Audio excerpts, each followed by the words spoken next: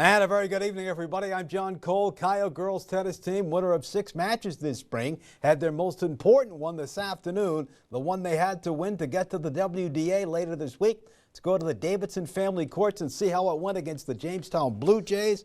Frosh Aviator serving to senior Blue Jay Isabel Lefevre. They play the long game, back and forth, back and forth, back and forth. Good detail.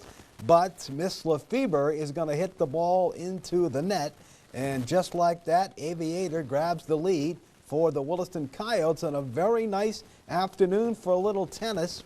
Lefevre serving, back and forth they go, and once again, Ader in control, and Lefevre is going to hit it out. Second seed for the Coyotes, that's junior Nicole Eno, serving to Elsie Roberts, a sophomore. Once again, back and forth, Volley hanging in there. And then Roberts is going to hit one that is out.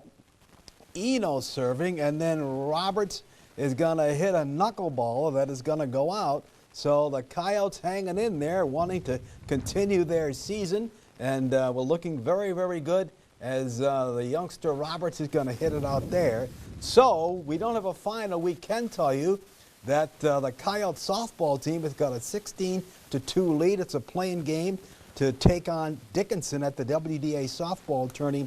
Williston scored 12 runs in the first and never looked back. They've got a 16-2 lead. And that one, of course, it's a veteran team with a lot of seniors.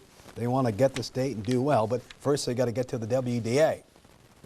WDA baseball tournament, always a good time in Minot this year at 11 a.m. Williston will take on Dickinson. Midgets were just here about a week ago. They swept the Coyotes, and I'm sure Williston will remember that.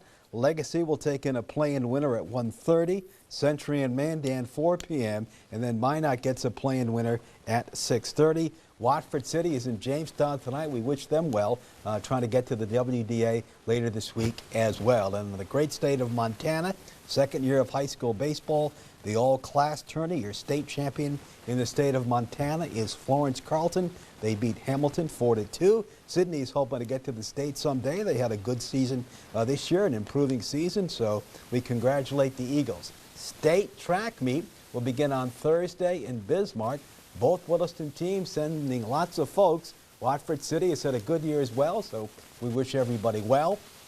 And in one of the wildest playoff series of all time, the Minnesota Timberwolves find themselves headed to the Western Conference Final for the first time in some 20 seasons, rallying to win Game 7 against the defending world champion Nuggets. This series was a head-scratcher. Timberwolves blew out the Nuggets in Game 1 and 2, only to have the world champs blow the Timberwolves out 3 times. With their backs to the wall, Minnesota promptly blew out the Nuggets. Of course they did in Game 6. And last night, despite being down by 15, they rallied to win. That's the biggest comeback in NBA history of a 7th game. So believe it or not, they are headed to the Western Conference Finals.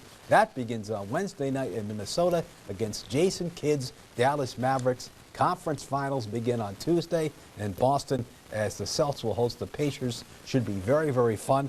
And the Minnesota Twins, who were playing well, then the old Yankees came to town and they struggled against them.